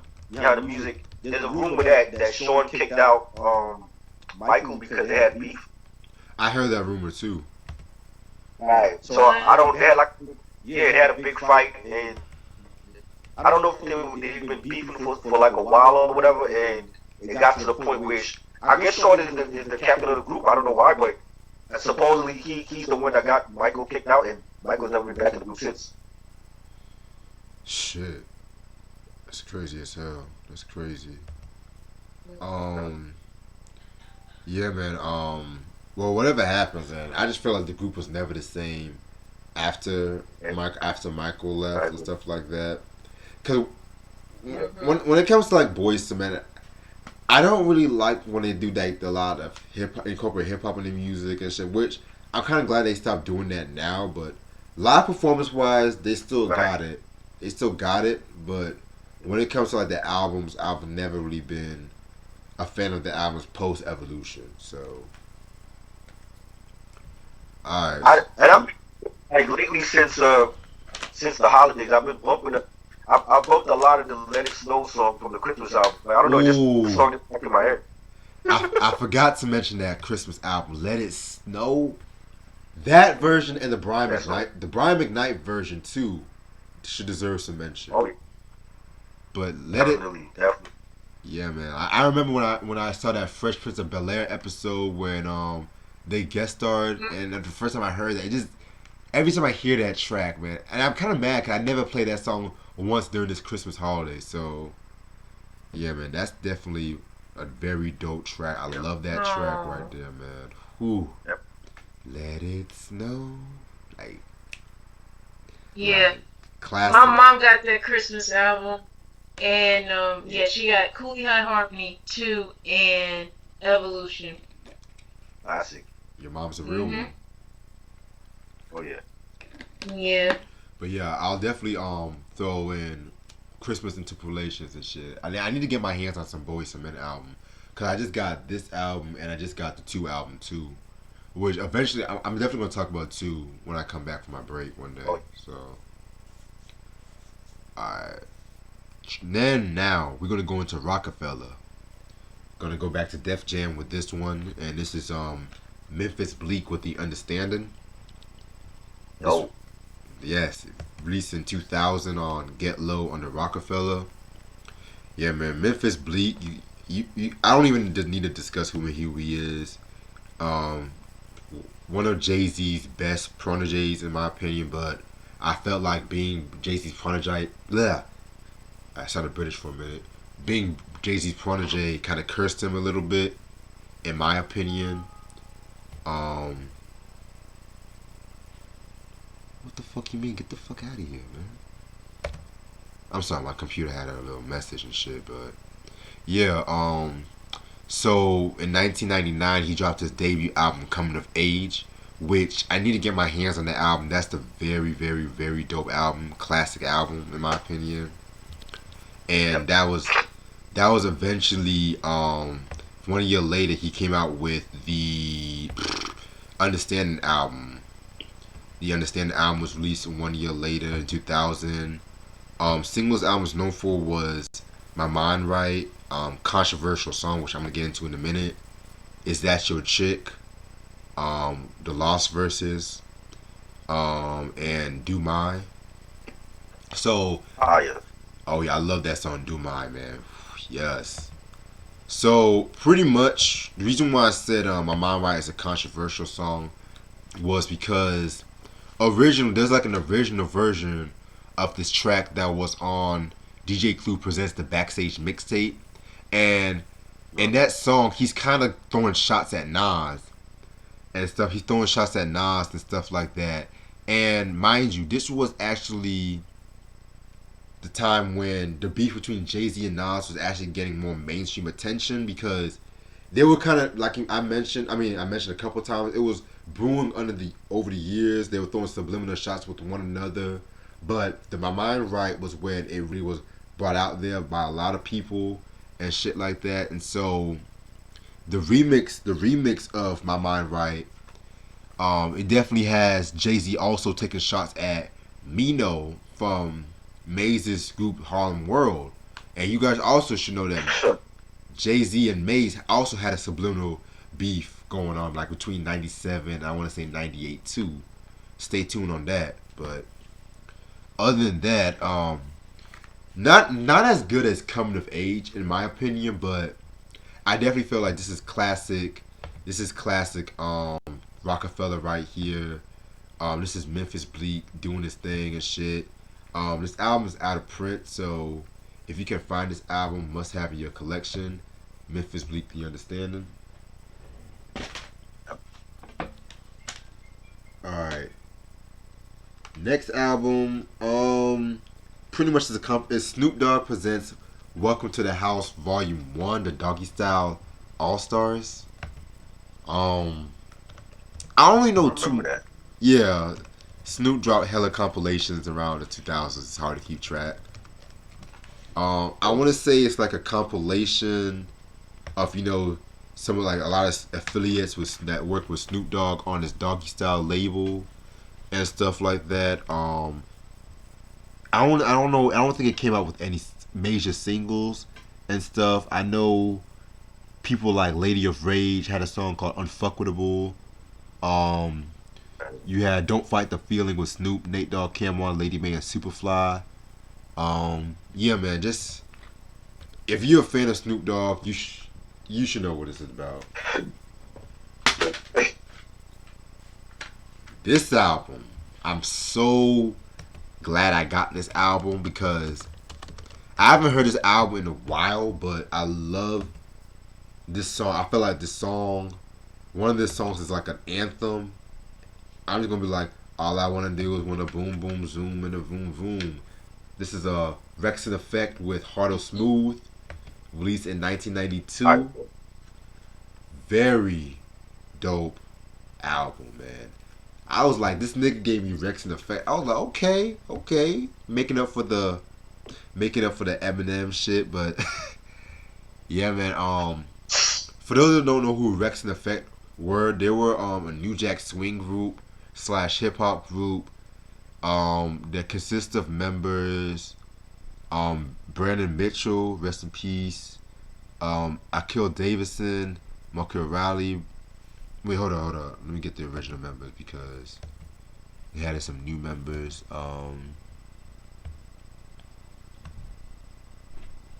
Yeah, Brandon. I think Brandon, Akil. Markel is his brother, Teddy. Yeah, Teddy Riley's brother. Yeah, yeah. Brandon and Markel and Casey Harris. I think those were like the original members and stuff. I could be wrong. I could be wrong about that, but correct me if I'm wrong. They dropped their first album, Rex and Effect, in 1989.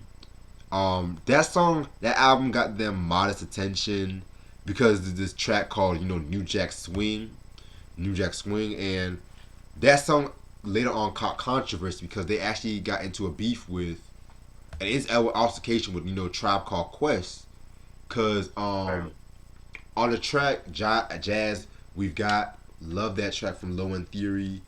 I think Five said some shit like, I'm a hardcore thing, not a New Jack Swing and stuff. And I want to say who was it? I think it was Teddy Riley that actually whooped Q-Tip's ass, basically.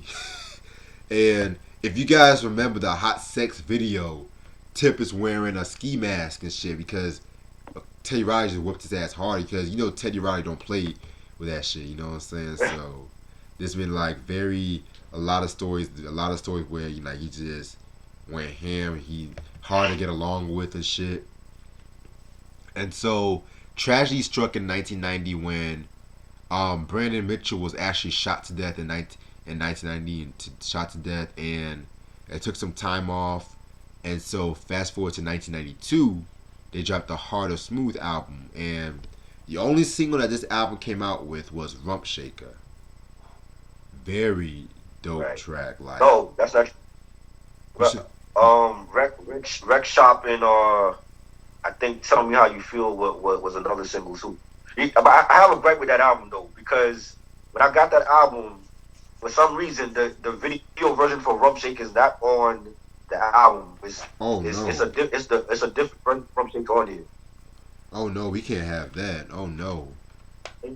Yeah, because I actually bought when Rump Shake came out, I bought the cassette single because the video version is not like with the bass line with the eight don't have something bass line and all that.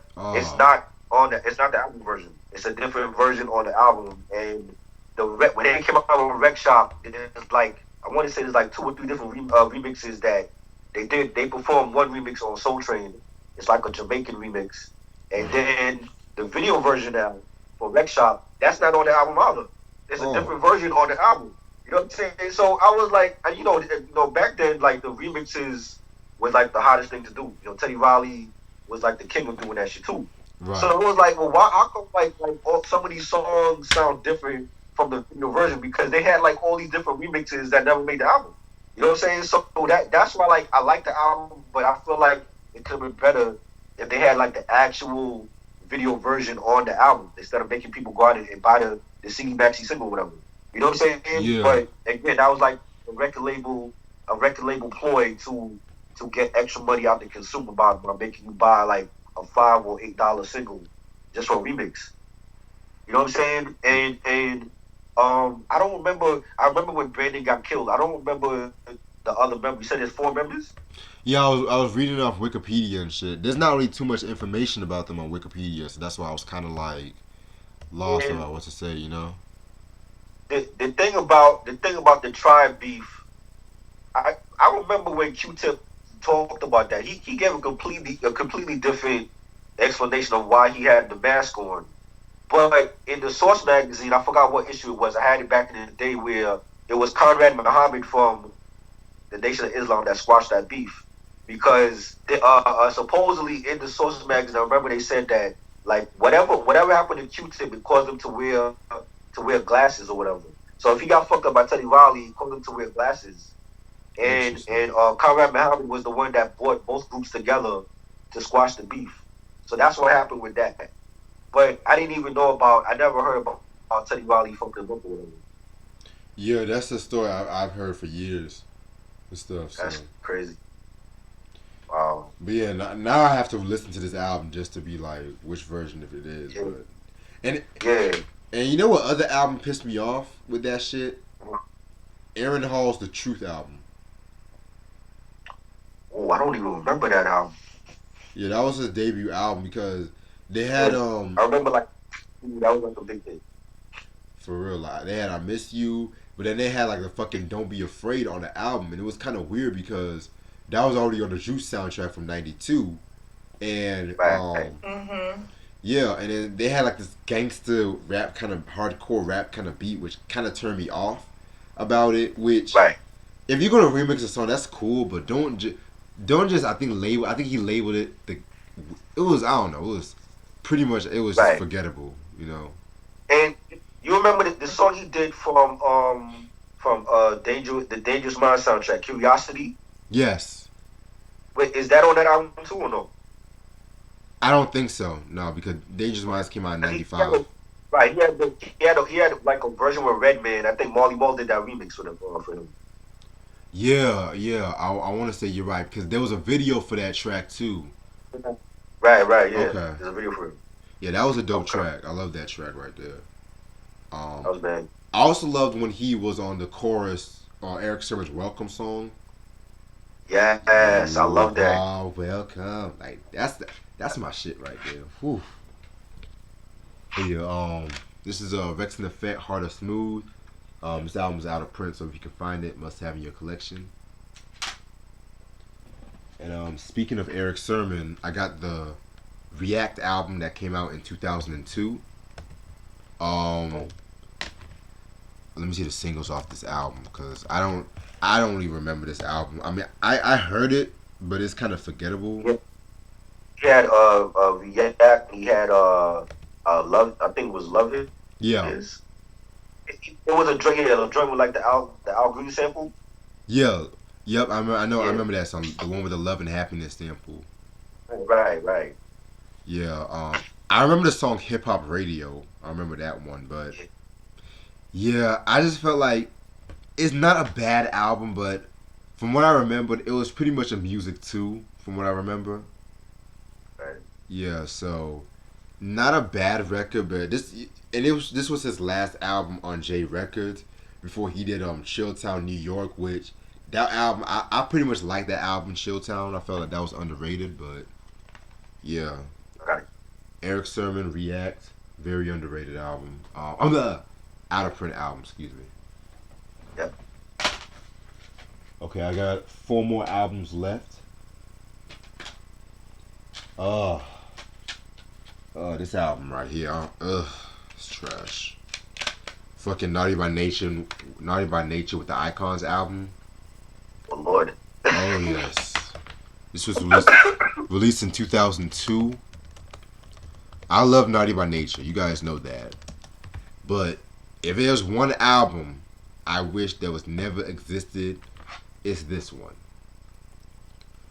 Yeah, this was the album without KG and shit.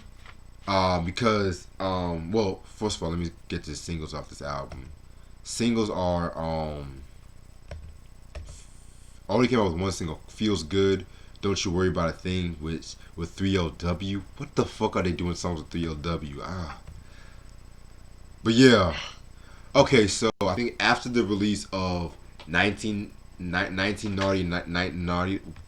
that 1999 Nature's Fury album, they kind of KG and Tretch kind of had like a little falling out over financial woes and shit like that, and Tretch kind of blamed KG for messing with the group's finances, which eventually made KG leave Naughty by Nature and made his own label, which if I'm not mistaken, that had like a lot of R&B acts in his label and shit. And so basically what had happened was Tretch and Vin Rock basically formed Naughty by Nature. They carried Naughty by Nature by themselves. They signed to TVT Records, and that's when they dropped this album. Oh my god, this whole album was just commercialism at its finest. Like, you're doing songs with Lil Jon, Pink, and I don't have any issue with Lil Jon or Pink whatsoever. But it's just like this whole album. It don't feel like a Naughty by Nature album, in my opinion. And this album was out of print too. So eventually, KG came back and they did the fucking Anthems Inc. album, which that album was a lot solid compared to this one. So this is Naughty by Nature with the Icons album. Ugh. If you're And not, if and you then and then and then he had beef with Ren Rock after that. yeah, they had Let me like he told I remember that was I want to say that was on was that on MySpace at the time when we had MySpace. I want to say it was like around MySpace or Facebook, and he kicked Ren Rock out the group, but he brought him back only to do like the tours or whatever. So that's why they never dropped a new album in years because of that. So he had beef with KG first. I yeah, guess they squashed it. Then he had beef with Ben Rock yep, and kicked him out the group and then brought him back, but just to do the shows or whatever. Then that whole thing with Pink out, like Wendy Williams claimed that he was cheating on Pepper with Pink. That's why she's on the album. whoa, And what? hey, yo, I remember, we did the naughty discography last year, right? Yeah, yeah. Last year we did that one. I don't even know what grade I gave icons and the intimate because those were horrible. Well, Anthem Inc. wasn't that bad. It has some dope cuts on it, but my issue with that one was the production. But Oh yeah, Icons, oh Icons, that was like in my opinion, if I had to pick one bad Naughty by Nature album, it would be that one. boy. KG, I think KG gave all his or the rest of his good beats to Jaheim and Dex because he didn't Yes, save it for Naughty. that's who I was thinking about next. They signed to his label. And Coffee Brown, I forgot about Coffee Brown. Yep, I forgot about them too. Yeah. Mm. Mm. By the way, Simply Orange, this shit's giving me life right here. All right, so I got 3 more albums left. Mm. Excuse me. All right, next album is Timbaland and Magoo with Indecent Proposal, released in 2001 on Black Crown Records. Remember that? You say you don't, or you remember it? I remember the one song was Indian Carpet. That was on there, right? Yeah, for Player. That song I like. I love that beat, but Timbaland should have let his little brother rap. He's terrible. Sebastian. Oh yeah, Sebastian. Yeah, I heard about him. Yeah. He is bad. He should never be on the mic. But I love that Indian Carpet beat though, with the like the Indian flute and all that. Right. Okay. Yeah, man. I actually never heard this album though. I never heard this album in full. Yeah. But originally, from my research, it was supposed to have been released in 2000 and stuff like that. But I guess they had to rework the album and whatnot because they felt like it wasn't that good. Um, Singles album was known for was Drop and All Y'all. Yeah, man. Yeah, never heard this album, but definitely gonna give a review one day. So I think I got all the albums now, so. That had some joint. There was one thing with Ludacris that was fire, and all y'all. That's the one with Tweet. That was like the first single, I believe. They're like on an airplane or something. That Yeah. was dope. And the joint with Fat Man Scoop, I think that was on there too. Fat Man Scoop. Shit. Alright. So yeah, and like you guys should know with background content, the album is out of print. So Yep. then I have this album on vinyl, but I'm very happy I got it on CD now. It's Busta Rhymes Extinction Level Event, released in 1998 on fucking Elektra Records. Man, we were talking about earlier. This is his best album in my opinion. Definitely continuing, the apocalypse theme when it came to his first 4 albums and stuff. I feel like this is when he took the concept to another level, especially with the song "Everybody Rise," man. Oh my fucking god! Oh, yeah. Everybody rise! Like woo! Man, singles albums known for was "Give Me Some More," one of Hype Williams' best videos in my opinion. Oh yeah. Fuck it, that one and "What's It Gonna Be" with Janet Jackson, man. Oh fuck! And The costume video. that whole video, man. The "What's It Gonna Be" video, man. That video. It don't even feel like it should be made in the '90s and shit. Like, fuck out of here, man. They don't. I swear to God, like Hype Williams was definitely when it came to like certain artists, he worked with Busta and the Missies. Right. Like that's where his best videos came out. On some real shit, Right. Yeah, man. And Party Is Going On Over Here. Oh man, this is a very dope album. I love this album, and I want to say this is actually my favorite Busta Rhymes album. Period, and stuff like that. The album cover definitely takes influence in movies like Armageddon, and Deep Impact and shit like that. I want to talk about one song. Is They Wildin' With Us and Getting Rowdy With Us featuring Mystical. Jesus Christ, they both went in on that track. Like that was like the fastest rhyming Busta Rhymes has ever done. Him and Mystical alone and shit, man. Like, yeah, man. Busta Rhymes breakdown is definitely coming January 2020. So, and I'm not just gonna talk about the Busta album. I'm talking about the Flip Mode Squad albums too, like with Rampage and Raw Digga. So yeah, very, very, very dope album. Extinction Level Event.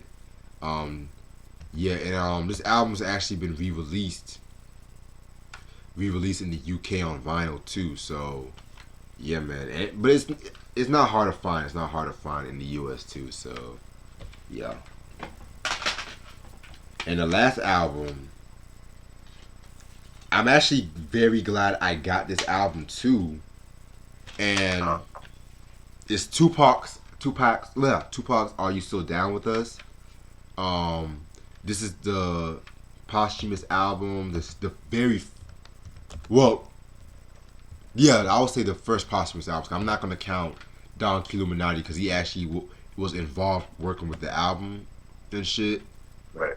But yeah, this album right here, this was the very first album that was released like a year after his death and shit. You know, because it was from his mom's imprint Amaru Entertainment, where it would like release a lot of his posthumous releases and stuff like that.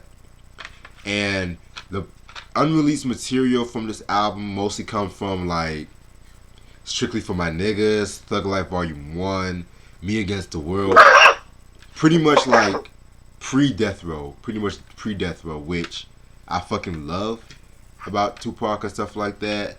And like I said before, this is like the only posthumous Tupac album that I'm gonna have in my collection, because even though like there's some reworked songs here, for the most part, a lot of these songs are OG-ish, like original versions and stuff like that. Cause if you guys know about Cough Cough, Until the End of Time, Better Days, Loyal to the Game, like all that trash, you know, like there's a lot of samples cannot be cleared with that, so they have to rework those songs, and they want to make it into like fit the 2000s in order to fit into this conspiracy that, you know, Tupac is alive and whatnot. But yeah, man, singles album is known for I Wonder If Heaven Got a Ghetto. Love that track. And Do for Love. Oh my god, that features Eric Williams of Blackstreet. It has that classic Bobby Caldwell sample. What You Won't Do for Love, of course. Yeah, man. But this album also has a lot of dope tracks too, like Hellraiser featuring Stretch and Val Young. It has Definition of a Thug Nigga that was on the Poetic Justice soundtrack. I love that. Love that song. What else? Hold On Be Strong with Stretch. Yeah, speaking of Stretch, you got like a lot of Stretch stuff here, dramicidal stuff. Yeah, man, like this is, like I said, this is definitely his best posthumous release, period, in my opinion. And I'm going to do a review on this album sometime in 2020. So yeah, this is definitely something I always want to talk about when it comes to Tupac. A lot of my favorite Tupac songs actually came from this posthumous albums too and shit. So yeah, man, this is Are You Still Down? Remember Me, released in 1997. And yeah, this album is out of print too, I want to say, but it's still easy to find.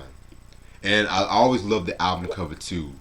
Just it has an eerie look, but I got a question. How do you feel about um the Tupac and Outlaws album? That was another posthumous album, but that had some songs that was they still kept the OG version on there, like Letter to the President and Teardrops and Closed Caskets. How do you feel about that album?